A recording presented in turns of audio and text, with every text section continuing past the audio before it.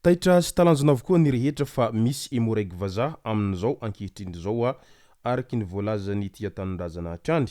Ka ny pitsopitsony mahakasika an'izay no fakafakaina amintsika atao anatin'ity vidéo ity ka manasa antsika rehetra anaraka an'ity vidéo ity hatramin'ny farany.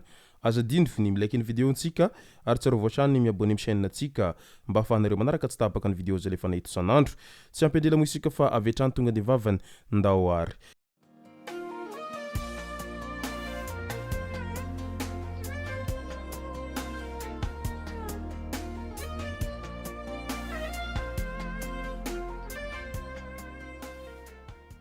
Ny tonga tsy miaraba honina mantesitra ka dia faly miaraba isika rehetra mpanaraka tsy tapaka an'ity chaîne ity tenako amin'ity androandroany ity araky n'izay efa natsipiko zay dia ny mahakasika an'ilay fisiny hemorrhagie vazaha izay nanaitra ny be sy ny maro no tena iompanan-tsika atao anatin'ity vidéo ity fa mialohan'izay dia andao aloha resantsika ireto tsara ho fantatra manaraka ireto. Hoy Tahina Razafinjoelina, ianareo mifona mibaboka maneho endrika sahirana etsy ampita nefa izao no mahazo ny zanaka malagasy izay zanakay sy zanakareo ihany. Sa ve diso aho dia ahoana re no mbola inona ny zavatra teneninareo sy zavatra ho ataonareo? Dia rehefa mangataka vavaka izany ianareo dia vavaka hahafatin'ny zanakay tahaka an'izao no angatahanareo izatrany raha naneho ny heviny manoloana ny zavamisy amin'izao fotoana izao satria efa tsy takona fenina izany herim-pamoretana izay atao mivoaka malagasy izay mitaky ny zony amin'izao ankehitriny izao. Teny be felatanana indray tratran'ny lacrymogène ny hôpitaly no izay fanapoahana lacrymogène nataony mpitandro filaminana teny amin'iny manodidina iny. Ka maro ny tezitra sy sorena manoloana an'izay ary nisy mihitsy ireo mpitsabo izay sahy ny teny mazava tamin'ireo mpitandro filaminana manoloana an'izay tsy rariny ataon'izy ireo izay. Hafatra avy any Toliara, leo fitaka sy fampanantenana pokaty ny vahoaka ny Toliara, tsy mila andrajoelina sy ireo mpanao politika miaradia amin'ny intsony izy ireo amin'izao ankehitriny izao. Teny ankady fotsy niala ny polisy tsy nandravany hetsika ary nanaiky niala ny polisy rehefa avy ny fanazava tamin'ny vahoaka. Aoka kosa nefa tsy androba hoy ilay lehiben'ny polisy izay tonga teny dia lasa ry zareo aveo taorian'izay resaka ny fanaovan'izy ireo tamin'ny vahoaka teny ankady fotsy izay. Tsy miala ireo mpanao fihetsiketsehana na dia mahery vaika aza ny fanenjehana izay ataony hemorrhagie azy ireo ary ny famaly ny lacrymogène sy ny torabato teny nosy teny tao anatin'izay. Fiaraniza avaiza marina ireto fiara ireto, tazana teny nosy ireo fiara tsy mataho-dalana izay mahagaga entiny mpitandro filaminana mivezivezy sady tsy misy laharana no tsy misy marika hamantarana azy hoe an'ny polisy ve sa ho an'ny zandary.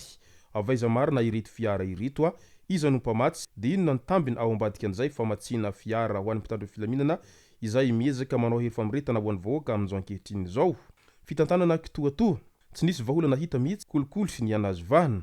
Indroa niresaka tamin'ny vahoaka ny filoha tao anatin'ny 3 andro ary ny fonina sy manaiky izy fa tena maro ny kolikoly ao amin'ny fanjakana izay tsy voafehy ny fitantanana.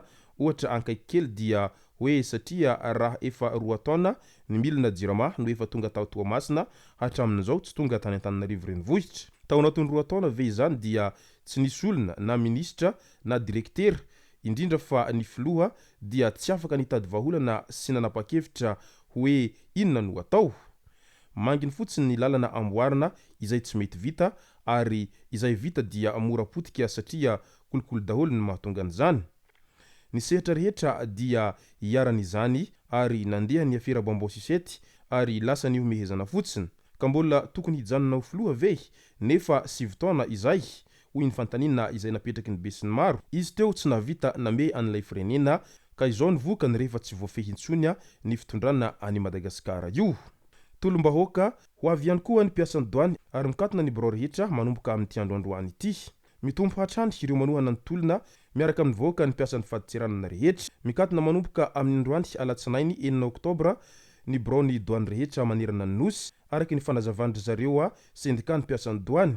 Maro ny zavatra fantatr'ireto mpiasan'ny douane ireto ary anisan'ny mpiasa tena hiaran-tsindro-bokotra sy fanaparana fahefana izy ireo amin'izao fotoana izao. Pitaribato Vilambava, ahoana moa no inona ny resaky ny Andriamatoa filoha nefa izao ny zavamisy izay mitranga izay mifona fa hoe misy ny tsy mety ny Gendarmeria ihany hamony vahoaka izay sempotra ny zaza izay hodintsita amin'izao fotoana izao vokatra izay lacrymogène izay. Moa tsy zany va ny atao hoe Pitaribato Vilambava ka hafa no tondroiny tanany ary hafa no lazainy vavany. Be loatra ny famitahana izay natao ho an'ny vahoaka ka leo tanteraka ny vahoaka ny farany manoloana an'izany rehetra izany. Miala tsikelikely ireo mpomba ny Andriamatoa Rajoelina amin'izao fotoana izao, hita fa tena hendratr'endratra be ny filoha satria na ny mpomba azy aza efa tsy hita intsony, na ny menina izay nasahany jorokely ara efa tsy hita intsony, efa lasa any andafy ny ankamaroan'ny mpomba ny Andriamatoa Rajoelina amin'izao fotoana izao. Izay mbola tsy lasa dia efa tsy sahy miseho intsony. Efa maro ihany koa ny nanohana azy teo aloha no niala ny sambo, tompon'andraikitra teo aloha, ny mpanao politika, ny mpanakanto sy ny maro hafa izay hita fa samy miala any Andriamatoa avokoa amin'izao fotoana izao. Grevy ny mpiasan'ny douane izay mikatona avokoa ny birao ary mitaky ny fialan'ny Andriamatoa Rajoelina ao anaty 27 ora izy ireo amin'izao ankehitriny izao. Tsy tafiditra amin'ny entana voakasika ny service minimum ny fitaovan'ny mpitandro filaminana ho izy ireo hatrany. Mazava ny anay ho ireo mpiasan'ny douane fa mila miala Andriamatoa Rajoelina dia miverina miasa ihany koa izahay ho izy ireo hatrany raha naneho ny hevitra izy ireo manoloana ny zavamisy amin'izao ankehitriny izao. Midika izany fa miaradia amin'ny vahoaka ihany koa ireto mpiasan'ny douane ireto ary mahatsapa sy mahita fa tena mafy ny zavatra iainan'ny vahoaka malagasy amin'izao ankehitriny izao, ka izay no antony nahatapa-kevitra azy ireo hiaradia amin'ny be sy ny maro manoloana an'izay fitakiana sy fiadiana amin'ny tsirariny izay ataon'ny vahoaka rehetra manerana ny nosy amin'izao ankehitriny izao. Emoraiky vazaha indray, ahoana aloha ireto emoraiky vazaha ireto, iza avaiza ary inona no andraikiny hoy ny fantaniny be sy ny maro manoloana ny fahitana anireto vazaha izay ao anatin'ny emoraiky izay manao fanamina miaraka amin'izy ireo izao. Tsy ho zao ihany moa ilay nanakina ilay filoha tamin'ny 7 hoy ny fantanina izay napetraky ny be sy ny maro. Efa tsy mahatoky mpitandro filaminana malagasy intsony ve izany matoa manafatra anireto mpitandro filaminana vahiny reto. Io ny fantanina izay mipetraka amin'izao ankehitriny izao manoloana an'izay fisiny emoraiky vazaha izay miaraka amin'ireo emoraiky malagasy izay manaparitaka sy mangejany vahoaka amin'ny alalan'ny tifitra mbao mandratra-dranomaso amin'izao ankehitriny izao mba hanaparitahana ny vahoaka izay manao fitakina sy fitokonana amin'izao ankehitriny izao. Asa raha ahoana maro nanome tohitohy n'ity raharaha ity, raha toa ka mitohy foana izao herim-pamoretana izay mahazo ny vahoaka malagasy amin'izao ankehitriny izao. Izay no masaka azona roso tao anatin'ity video ity tomboko lasy tomboko vavy misaotra tsika rehetra nanaraka an'ity video ity hatramin'ny farany. Aza dino ny milaiky ny video antsika ary tsara ovatrany miabone amin'ny chaîne antsika mba ahafahanareo manaraka tsy tabaka ny video zay lefa nahito isan'andro.